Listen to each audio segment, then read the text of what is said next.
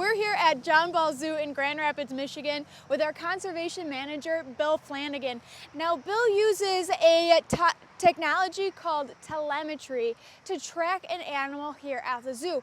And the way it works is that he has found this animal and has attached a tracker that behaves a lot like a radio tower. So that tracker is sending out a signal that you can't hear unless you have the radio piece. So what Bill does is he goes out and he points his antenna in all different directions, and I think of it kind of like a technical game of hot and cold.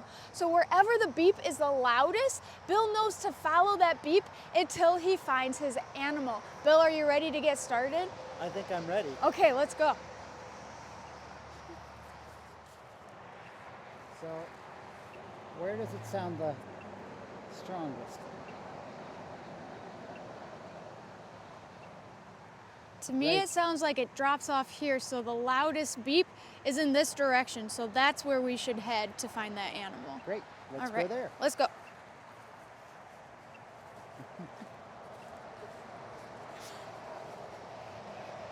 So this is an area where we think that it's close. The beeps are getting louder.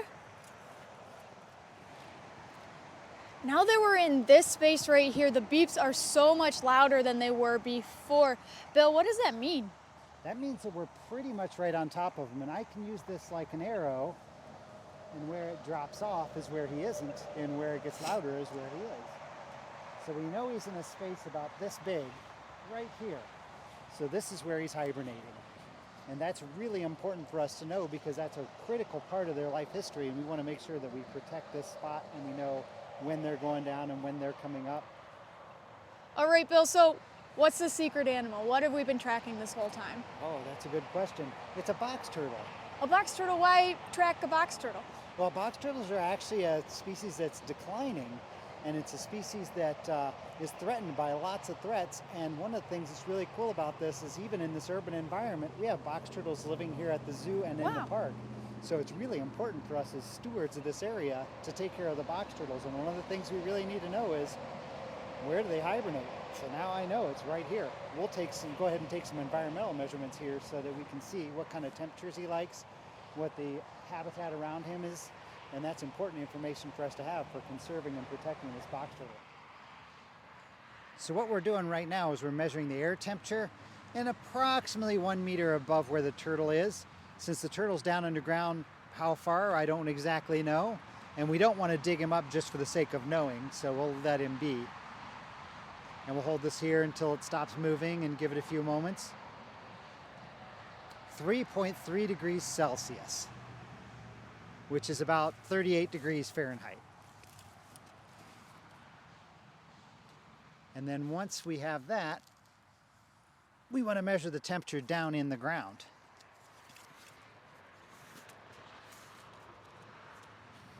So we're measuring environmental variables so we can know as much as we can about his habitat here. So we measured the temperature, and we'll pair that up with data that we get about their behavior, and then we'll measure some variables about where he's choosing to be. So let's see here. How was the turtle located? Did we find him on the road? Did we find him on a footpath? Did we observe him while we were mowing? Did we find the turtle while we were visibly looking for him? Or did we use telemetry? We use telemetry. Okay, I'll check that one then. Is he inactive in view? Inactive and concealed? Inactive and partially concealed? Is he walking? Is he overwintering? Oh, I'll check that one. That's the one. And these are behavioral variables that we're measuring. So the habitat, is he on the road? Is he near an edge? Yeah. Oh, okay. What's the dominant vegetation? Looks like we've got some oak trees. Yeah. all around. Small oak trees.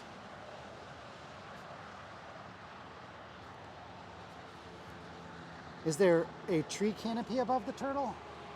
Yeah, I'd say so. Yeah. If there were leaves, there would be. What is this distance from the edge of the habitat? Oh, I'd say about 30 feet.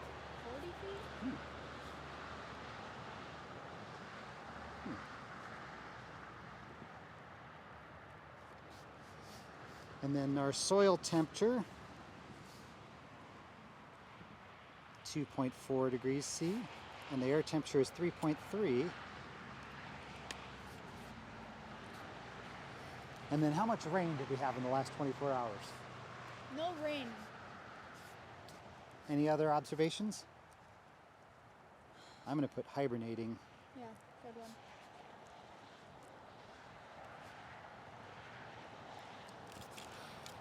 Okay, and this is an eastern box turtle. We call him ABC because that's the notches we put in his shell as an identifying mark. Wow. It's the 23rd of March, right? Yep. Yes. And it's Megan and Bill are the observers. What time is it? It's 4:37 p.m. That's when we found him. How long have you been tracking this box turtle specifically? We've been tracking this box turtle for 4 years, so we Wow. know a lot about how he uses the zoo and the park as his home, and we know when he crosses the road, and that's one of the things that we have to watch out for. Very cool. And then how many other box turtles are you tracking? We have 2 others that we've been tracking here at the zoo, and those are females, and we've actually gotten them laying eggs here on the ground. So we're looking at ways that we can protect their nest from predators and make sure that those baby box turtles make it and make the next generation of turtles.